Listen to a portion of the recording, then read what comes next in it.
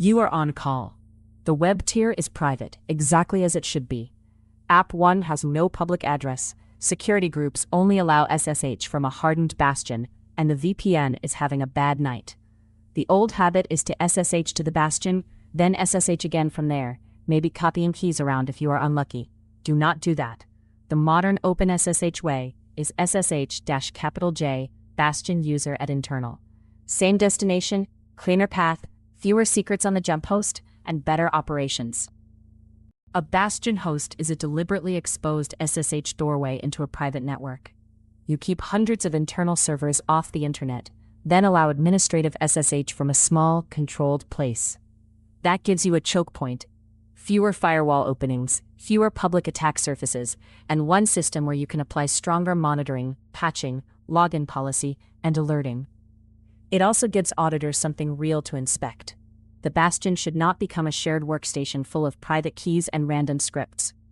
Its job is controlled transit, authenticate administrators, forward approved SSH traffic inward, and leave a record that a path was used. ProxyJump does not mean the bastion logs into the target for you. Your local SSH client first authenticates to the bastion. Then it asks that SSH connection to carry a TCP stream to the target host on port 22, similar to the older proxy command with SSH-W. Across that stream, your local client starts a second SSH session to the internal server. That inner session is end-to-end encrypted between your laptop and the target. Your client still checks the target host key. The bastion can see that you connected, and usually the target host and port. It cannot read your shell commands, file transfers, or terminal contents inside the target SSH session. The first line is the direct form, SSH to user at internal, but reach it through the host alias named Bastion. The -J option is shorthand for ProxyJump. The second line shows a chain. Your client goes to Bastion, then to dmzjump, then to db1.internal. Use chains when networks are segmented by layer, not because it looks clever. The config block makes this usable every day. Host star.internal matches names ending in .internal. User deploy sets the default target username.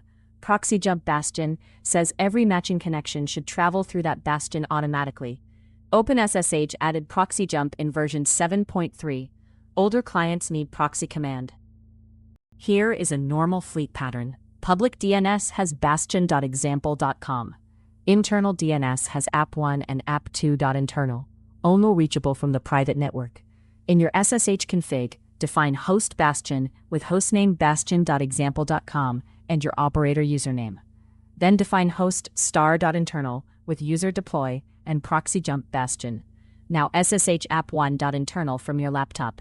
You authenticate to the bastion first, then the client opens the inner SSH session to app1.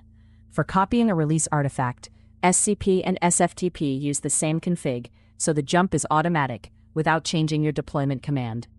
The common mistake is treating the bastion like a convenient admin desktop. Do not store broad private keys there if you can avoid it. ProxyJump exists partly so keys stay on your workstation or hardware-backed agent. Be careful with agent forwarding. With ProxyJump you usually do not need it. On the server side, remember the bastion must allow TCP forwarding for this to work.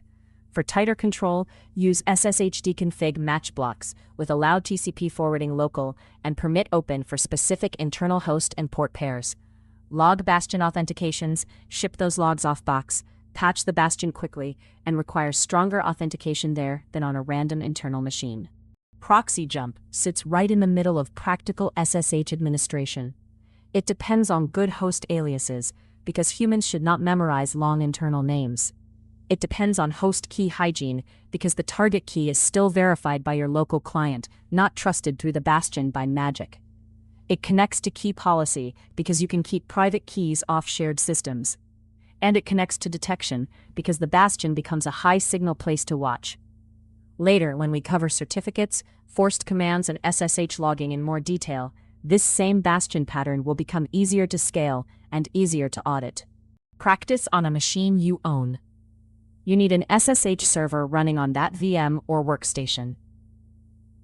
In a temporary SSH config, create one alias called loop bastion with hostname localhost and your local username.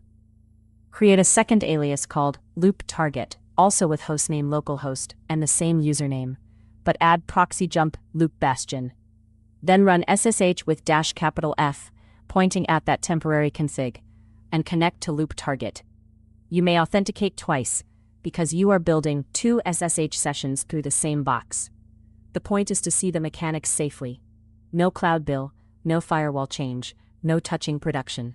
3 beats to keep. First, SSH-J is the clean modern way to go through a bastion. Second, the bastion is a choke point and audit point, but it is not supposed to decrypt your target session.